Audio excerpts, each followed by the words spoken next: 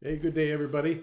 Hey, we're on the eighth video in this series on entrepreneurship and action, and I'm calling it operations. We just got through talking about marketing and sales, the heart of producing income for your company, getting customers and closing deals with them.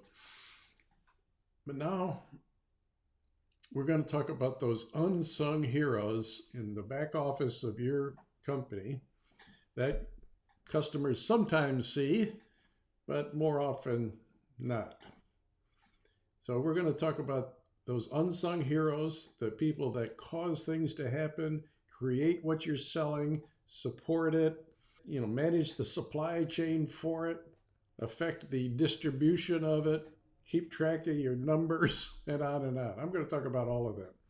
But before I do, I want to remind you that we have a YouTube channel on which all of these videos exist.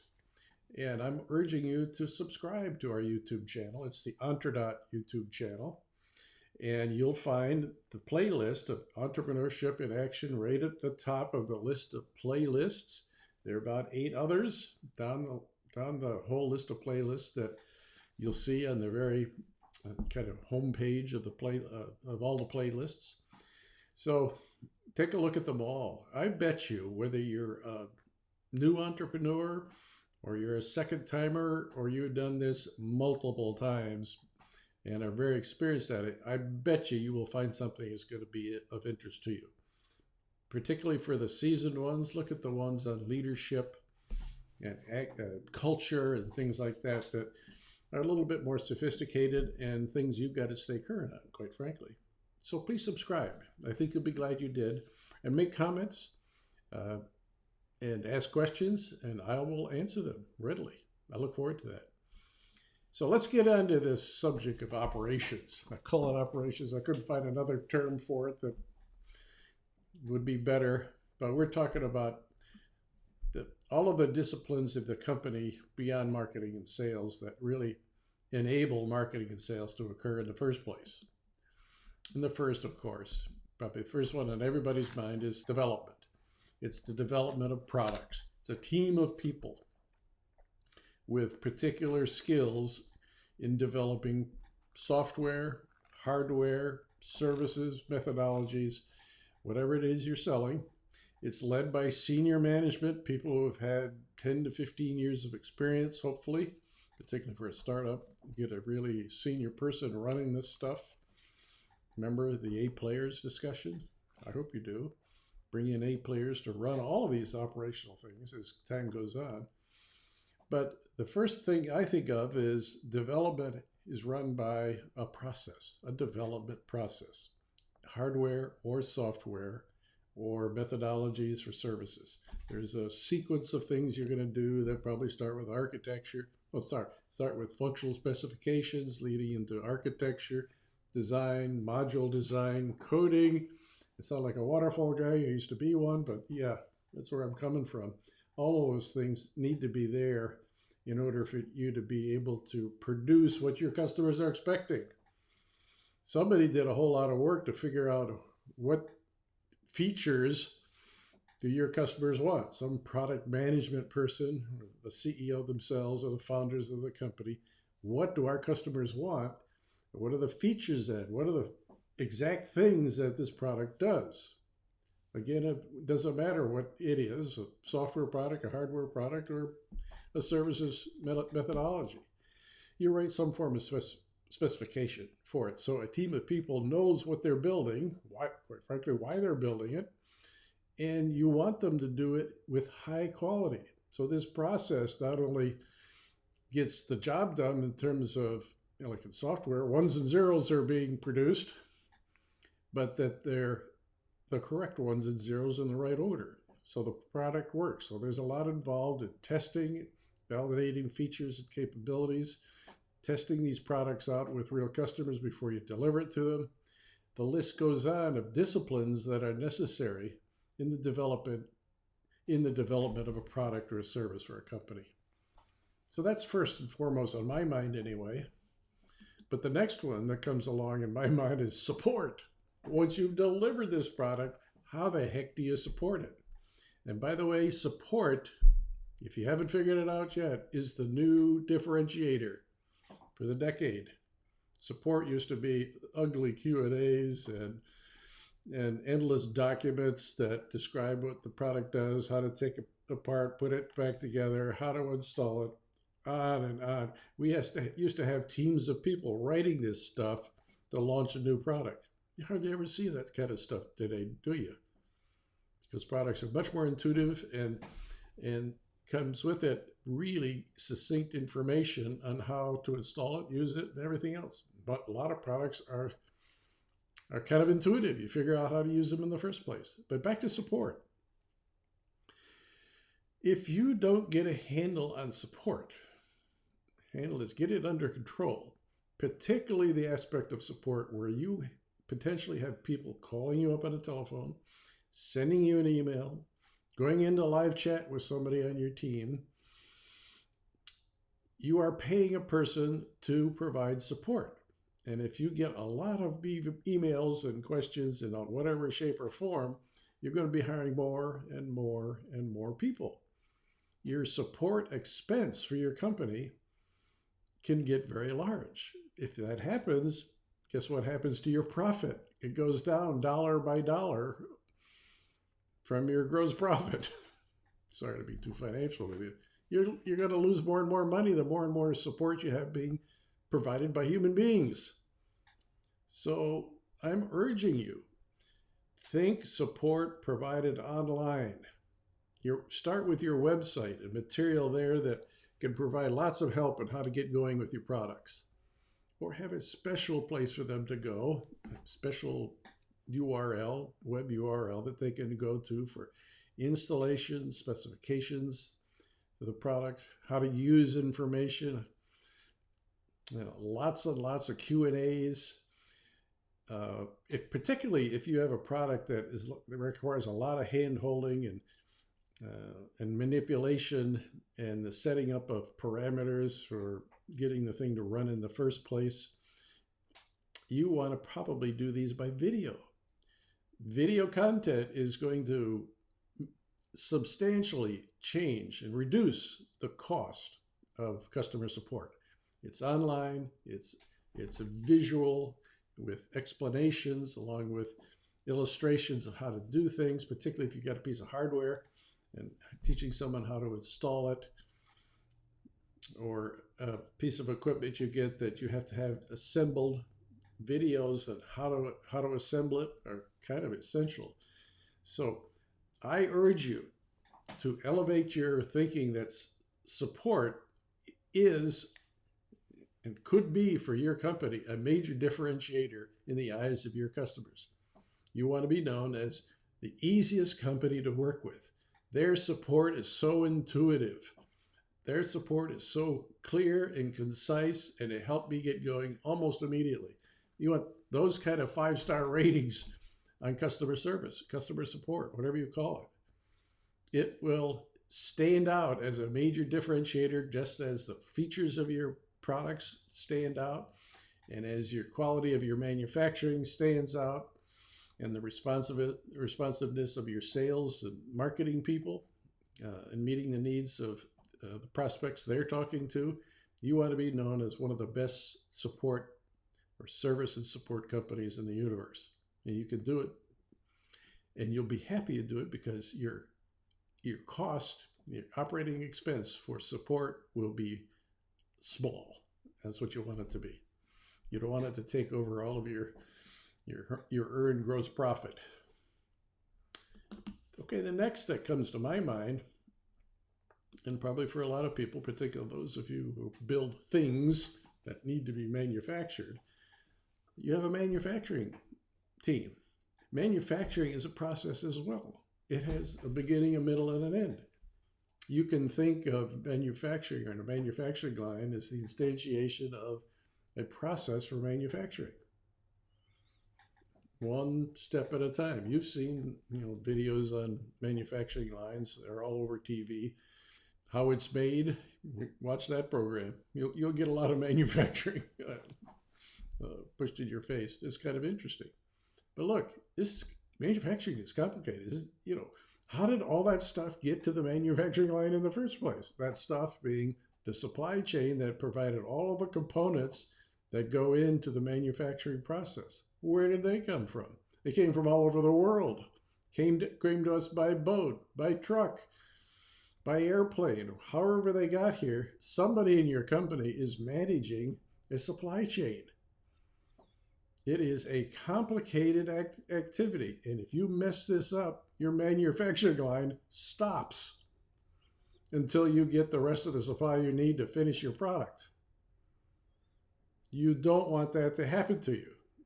Quality in manufacturing is not only making products that don't break or break far beyond your specification for them. It also has to do with time to delivery, getting the products out the door commensurate with the promises your company made to when they were going to deliver this product to them. At the same time, cost of manufacturing is a huge deal. These components that are coming by boat and plane and car and truck and whatever cost a lot of money. You need to get the best cost for these products.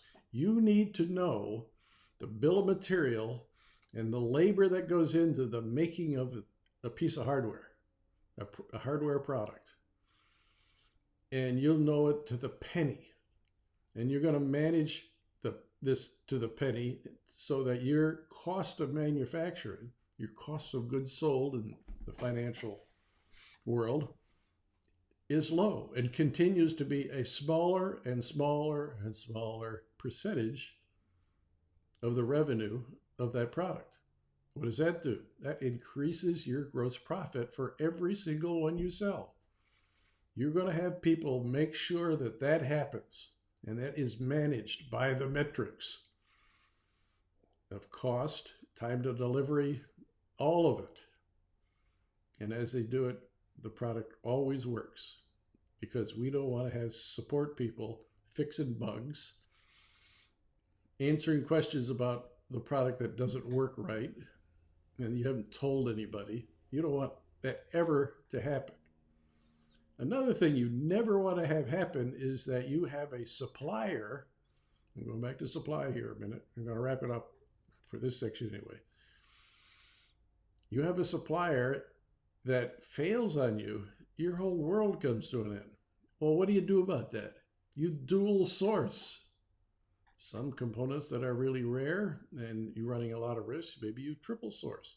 That means you have more than one supplier of every single component in your product, such that if one fails or one runs out or they have a supply problem, because this supply problem stuff is kind of cascading out through the supply chain, your supplier may have a supplier supplying them as well, is what I mean. But you dual source, you have backup alternatives. And you manage the relationship. Sometimes you use supplier one, sometimes you use supplier two. You give them both kind of a dip in the business. And if one of them fails, the other one can pick up the difference. There's all sorts of sophisticated ways to identify, dual source, and manage the relationship. Okay, that's my long-winded speech on manufacturing. It is a complicated process. And as you're seeing, and as you have seen in our daily life, failures in the supply chain of all sorts of things, and some businesses really hurting for it. This COVID has exacerbated that problem tremendously. And it's going to be around a while longer. That's manufacturing. Big deal. Once you have a product, how do you get it to a customer? You need a distribution channel. You need a warehouse. Maybe you warehouse it in your building. Maybe you have to have a building to warehouse it. But you may have other people you're selling through, but you have to distribute to them in the volume they need to sell your product on your behalf. These are indirect providers of your product. You have all sorts of distribution partners, what I used to call them anyway.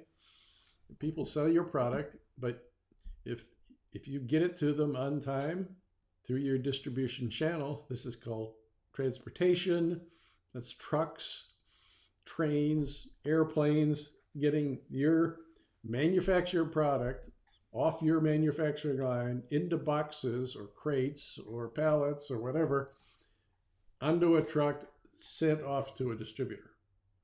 You can also use that same distribution channel in warehousing to send products one by one off to customers. That is, if you're not using Amazon to do it for you, which a lot of people are doing today. But you need to take care of this and provide the most cost-effective form of distribution so you keep distribution costs down.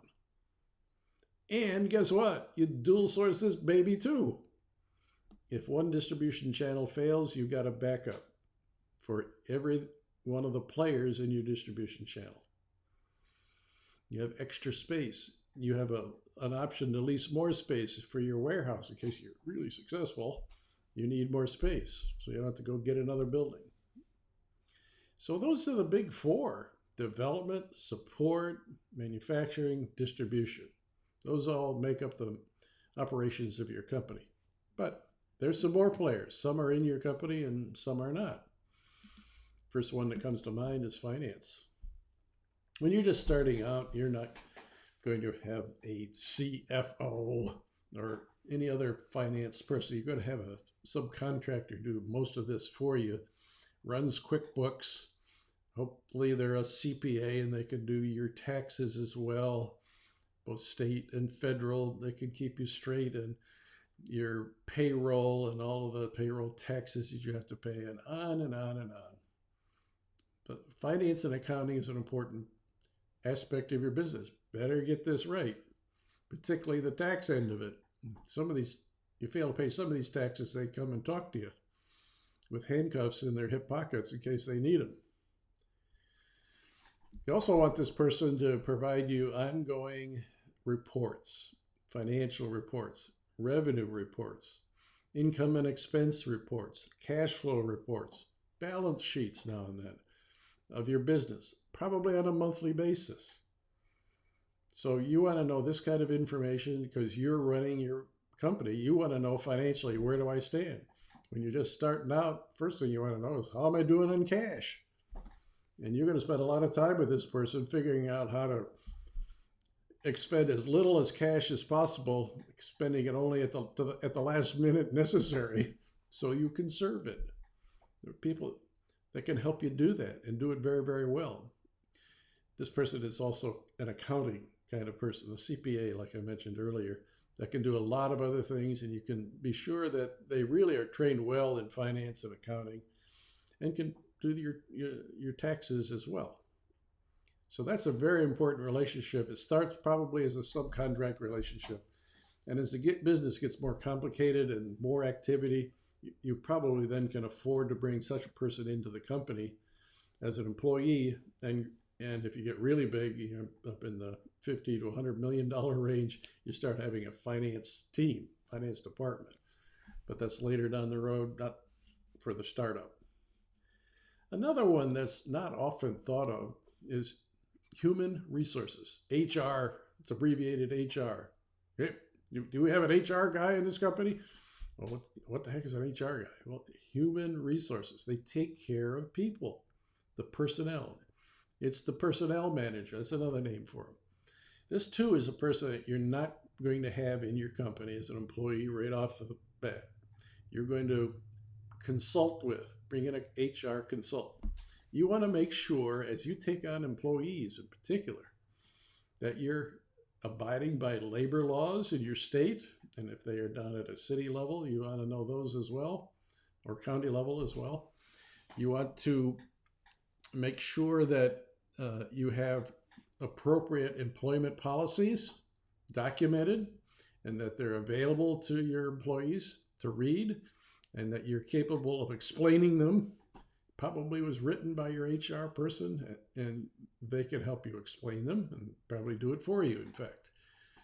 That you have corporate policies as well in terms of privacy and other things. You just want to make sure. Oh, wait a minute. Another one is a company manual, all about your company and all the services that are provided to help employees get training, get get their concerns answered, things like that. That's probably a 15, 20-page document, a typical company manual.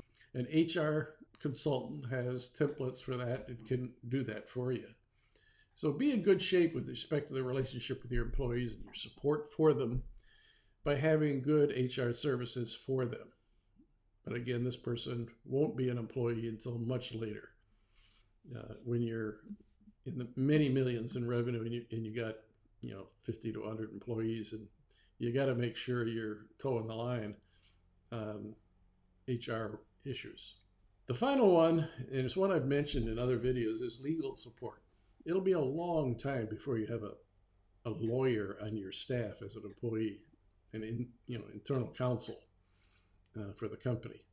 But you will need legal advice from the very beginning to form your company. If you have intellectual property that you've developed that needs protection, you need an intellectual property attorney, commonly known as IP attorney. If you're doing a trademark and you want to have that filed, they can do that for you too. And you want to copyright certain information so that people don't copy it, your IP attorney can help you with that as well. You certainly are going to have contracts. You're going to have a sales contract. You're going to have contracts with all of these outside distributors and supply chain companies and outside support services. You'll have contracts with them. Lawyers write these. In fact, they have templates for them that they just draw upon. You're going to eventually have a board of directors. You're going to have a secretary to your board of directors. That's often an attorney. So make sure you're in good legal shape for the maturity that you are at. If you're just starting, you need the attorney to help you get the company incorporated and do all the fundamental things to make sure that the corporation is properly formed from the very go. And then you'll use that same attorney to do all the rest as the business matures, and you need contracts after contracts after contracts. And you start having legal issues you need advice on, particularly about personnel and lots of nonsense that can go on that you're going to need help with and good, solid advice. And you may need other attorneys advising you.